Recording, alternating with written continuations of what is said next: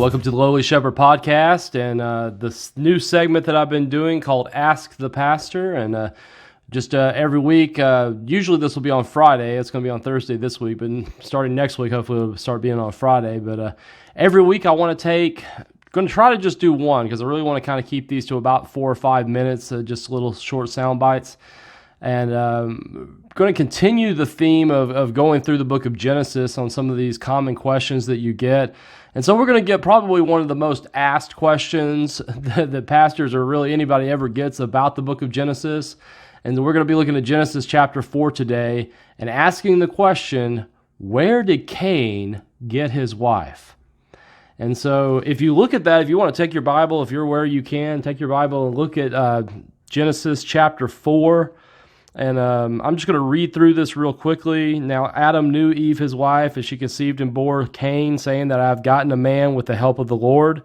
And again, she bore his brother Abel. Now, Abel was a keeper of the sheep, and Cain was a worker of the ground. And just going to kind of skip forward here. If you remember the story, they both offer an offering to the Lord, and Cain brings his grain offering, and Abel brings the firstborn, the first fruits of his lamb, unblemished lamb. And God accepts Abel's offering, does not accept Cain's. Cain's mad about it, and then what happens? Well, he seduces Abel out into the field and then rises up and kills him. And so God curses Cain and sends him away, and he becomes a wanderer in the land of Nod, which is east of Eden. And it's funny because the word Nod means wandering, and so he's a wanderer in the land of wandering.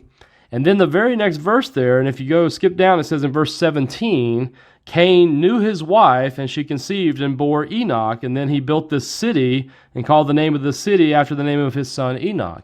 Well, a couple of questions there. Number one, as I said, where did Cain's wife come from? Because she's not in the story anywhere up to this point. So if there was just Adam and Eve and then Cain and Abel, and Cain killed Abel, where's this wife coming from? And then the second question, kind of carrying off of that, why does he need to build a city for the three of them? You've got, Cain and his wife and his son Enoch, and then they're building a city. That seems a little extreme. You could just live in a tent. So, why, it usually takes people to build a city and people to live in the city. So where does that come from?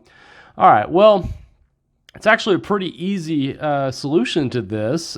Cain married his sister. And I'm sure you've probably heard that, but there's a reason for this, and it makes a lot more sense if you actually skip over to chapter 5 of Genesis. Chapter 5, verse 1 says, "This is the book of the generations of Adam. When God created man, he made him in his likeness of God, male and female. He created them and blessed them and named them man," or Adam, "when they were created.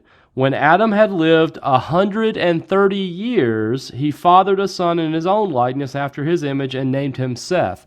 Now, Seth is the son that was born after Abel, and Eve actually says, God has given me a child to replace the son that was taken from me in Abel. And so Seth essentially kind of becomes the firstborn, and it's through the line of Seth that you'll get the rest of the generations that go through in chapter 5.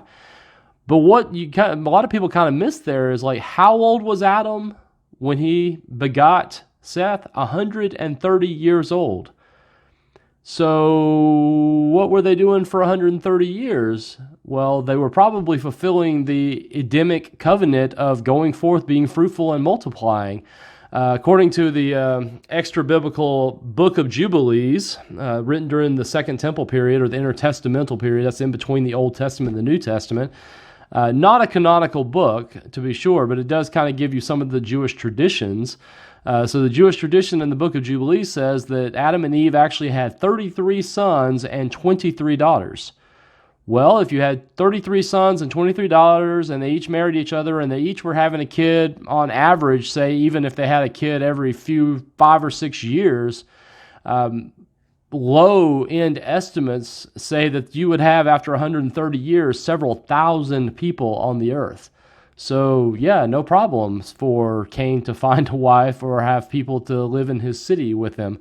Also explains who he was worried about that might come and kill him, and that God had to put a mark upon him that anyone should not touch him. Well, because he killed his relative. It's a blood oath. They would go out and hunt him down. And so, well, who would hunt him down? Well, his brothers and his sisters, his family, for killing their brother Abel. And so it's actually, like I said, it's a very easy answer when you remember that there's no timetable listed in the book of Genesis chapter 4. You kind of assume when you're reading that like, okay, well, Adam and Eve, they had Cain, they had Abel, and, maybe 15, 20 years later, so like when they're like 20 years old, then this event happened. Well, they could have been 80 years old. In fact, Cain could have already had other children for all we know. It doesn't say any indication here that Enoch was his firstborn. It was just the firstborn after he had been exiled, and he named the city after him. And so it could have been his family, extended family, that went with him into exile that they had to build this city. So there's a huge time frame and time gap kind of issue in there. So hopefully that helps you understand where Cain got his wife and why it's really not that big of a deal that people want to make it out to be if you just read a little more into the context there. So I hope that answered your question this time, and we'll catch you next time for Ask the Pastor.